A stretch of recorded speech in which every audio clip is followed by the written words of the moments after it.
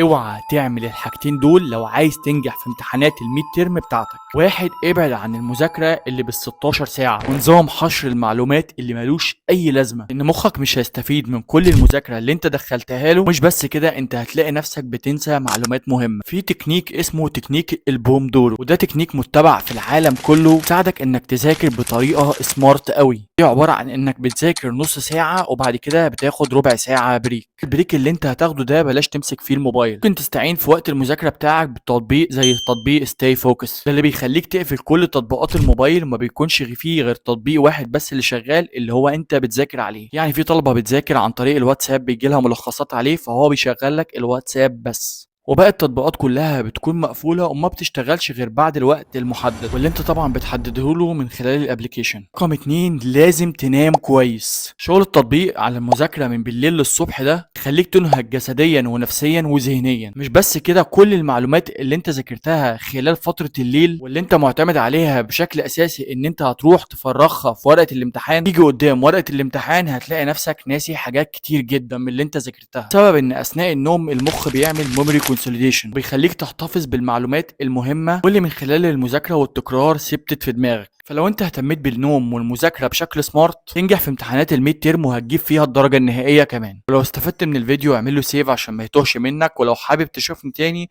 فانا مايكل مصري وبساعدك هنا انك تطور من نفسك. سلام.